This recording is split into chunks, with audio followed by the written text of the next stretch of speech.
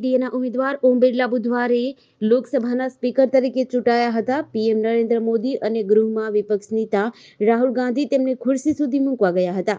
વિપક્ષે મતદાનની માંગ કરી હતી. તેમના ઉમેદવાર કે સુરેશ હતા. પ્રોટેમ સ્પીકર ભર્તૃહરિ મહતાબે આ માંગને ફગાવી હતી. ઓમ બિરલા લોકસભાના સ્પીકર તરીકે ચૂંટાયા છે. પ્રોટેમ સ્પીકર તેમને ધ્વનિમત દ્વારા વિજેતા જાહેર કર્યા હતા. આ પહેલા ખુદ પીએમ મોદીએ તેમના નામનો પ્રસ્તાવ મૂક્યો હતો. પીએમ મોદીએ સંબોધન કરતા કહ્યું, ગૃહ ભાગ્યશાળી છે કે તમે બીજી વખત આ ખુરશી પર બેઠા છો. મારા વતી હું તમને અને આ સભાગૃહને અભિનંદન આપું છું. ઓમ બિરલા લોકસભાના સ્પીકર તરીકે ચૂંટાયા છે. પ્રોટેમ સ્પીકર મહતાબે તેમને ધ્વનિમત દ્વારા વિજેતા જાહેર કર્યા હતા.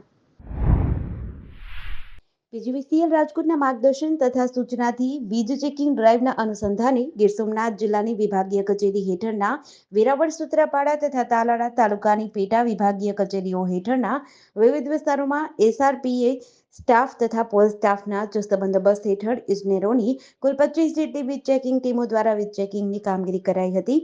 આ દરમિયાન રહેણાંક, વાણિજ્યિક, ખેતીવાડી વગેરે મળીને કુલ 895 જેટલા વીજ જોડાણો ચકાસવામાં આવ્યા હતા. જે પૈકી 190 વીજ જોડાણોમાં જુદા જુદા પ્રકારની ગેરરીતિ માલુમ પડતા કુલ 55 લાખની દંડનીય આકારણીના બિલ ફટકારવામાં આવ્યા હતા. આગામી દિવસોમાં ચેકિંગની આ ઝુંબેશને વધુ વ્યાપક અને ગતિશીલ બનાવાશે તેવું વીજ તંત્રના સૂત્રોએ જણાવ્યું હતું. પીજીવીસીએલની આ કામગીરીથી વીજ ચોરોમાં ફફડાટ વ્યાપી ગયો છે.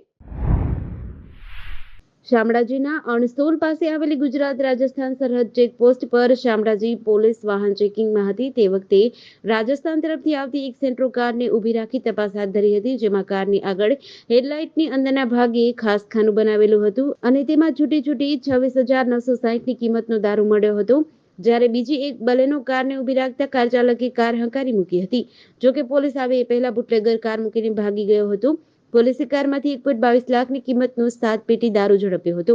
આમ બુટલેગરની કારની હેડલાઇટમાં છુપાવીને નવી યુક્તિ સાથે લઈ જવાતો દારૂ ઝડપી લેવામાં પોલીસને સફળતા મળી હતી.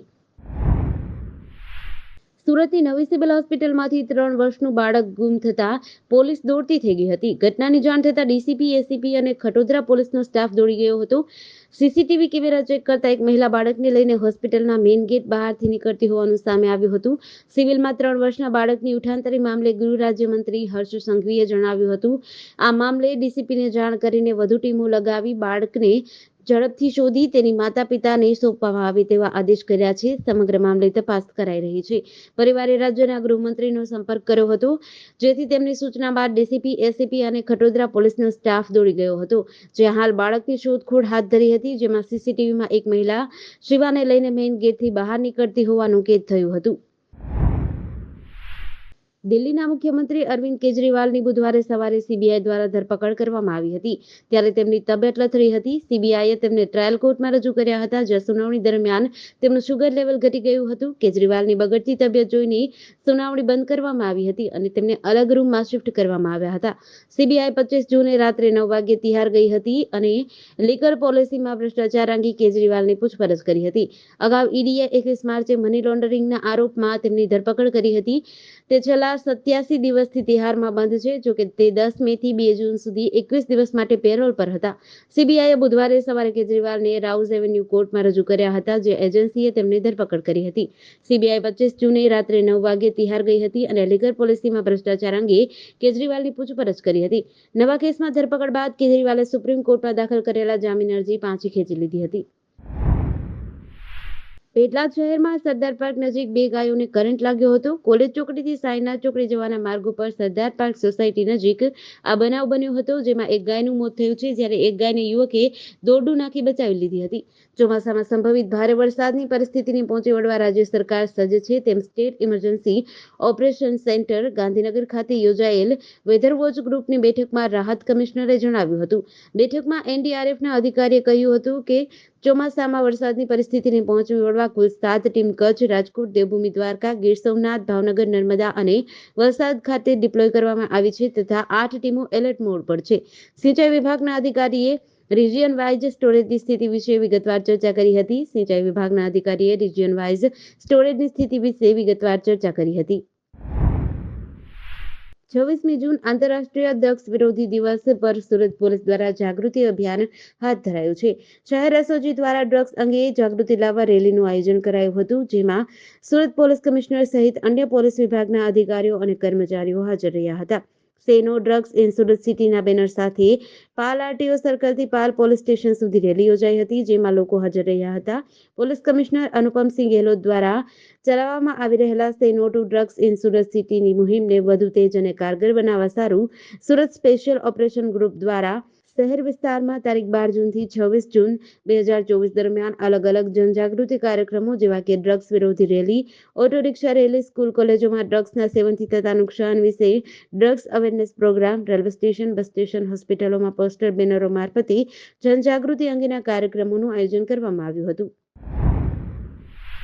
ગોધરા શહેરના સબજેલ ખાતે સ્થાનિક ઝડતી સ્કોડ દ્વારા સબજેલ ગોધરામાં ઝડતી દરમિયાન એક કાચા કામના આરોપી પાસેથી એક ગોલ્ડન કલરનો કેચાળા કંપનીનો મોબાઈલ ફોન બેટરી સાથે મળી આવ્યો હતો, જેથી ગોધરા સબજેલના ઇન્ચાર્જ જેલર દ્વારા ગોધરા એ ડિવિઝન પોલીસ મથકમાં ફરિયાદ નોંધી હતી. પોલીસે ગુનો દાખલ કરી વધુ તપાસ હાથ ધરી હતી. જેલ પ્રતિબંધિત વિસ્તારમાં મોબાઈલ ફોન કઈ રીતે આવ્યો તેની તપાસ કરવા માટે એફએસએલ ખાતે મોકલી આપી ફોનનો અનધિકૃત ઉપયોગ કરેલ છે કે કેમ તેમજ આ ફોન દ્વારા ગુનાહિત પ્રવૃત્તિ પ્રસ્થાપિત કરવામાં આવી છે કે કેમ તે અંગેની તપાસ હાથ ધરવામાં આવી છે. હિંમતનગરના સરકારી જીન વિસ્તારમાં આવેલી એક સોનીની દુકાનમાં ગઈકાલે બપોરના સમયે અજાણ્યા ઇસમ આવ્યો હતો. સોનાની ચીજવસ્તુઓ જોતી સમયે સોનાની 6 ચેનની ચોરી કરીને લઈ ગયો હતો, જેને લઈને એ ડિવિઝન પોલીસ સ્ટેશનમાં ફરિયાદ નોંધાઈ હતી.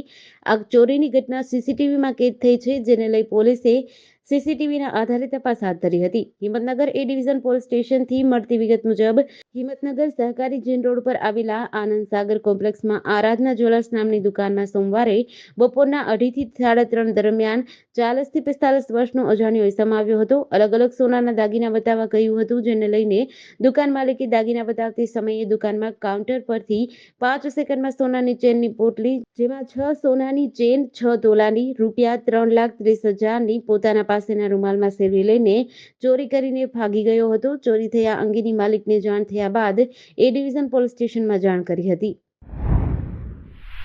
મોરબી નજીકનો મચ્છુ 2 ડેમ મોરબી અને માળિયા તાલુકા માટે આશીર્વાદ સમાન છે. આ ડેમના કુલ 38 દરવાજા પૈકીના 5 દરવાજા બદલવા માટેની કામગીરી હાથ ધરવામાં આવી હતી, જે કામ પૂર્ણ થઈ જતા હાલમાં ડેમમાં પાણી ભરાવાનું શરૂ કરવામાં આવ્યું છે. મોરબી તાલુકા ડેમના કેચમેન્ટ વિસ્તાર કે પછી ડેમના ઉપરના વિસ્તારમાં નોંધપાત્ર વરસાદ નથી, છતાં પણ મચ્છુ 2 ડેમમાં 3 ફૂટ પાણી આવ્યું છે. સામાન્ય રીતે કોઈપણ વિસ્તારમાં સારો વરસાદ પડે ત્યારબાદ નદી, તળાવ તથા ડેમમાં નવા નીરની આવક થાય છે. જોકે વરસાદ ન હોવા છતાં પણ આ પાણીની આવક થાય છે. મોરબી નજીકના મચ્છુ 2 ડેમમાં હાલમાં નવા નીરની આવક થવા લાગી છે. મોરબી નજીકનો મહાકાય મચ્છુ 2 ડેમ ભરાવા લાગ્યો છે. મોરબી તથા માળિયા તાલુકાને પીવા માટેનું પાણી મચ્છુ 2 ડેમમાંથી સપ્લાય કરવામાં આવે છે. જોકે આ ડેમના 38 પૈકીના 5 દરવાજા જર્જરિત થઈ ગયા હતા, જેથી કોઈ દુર્ઘટના ન બને તે માટે તેને બદલવા માટેની કામગીરી શરૂ કરવામાં આવી હતી.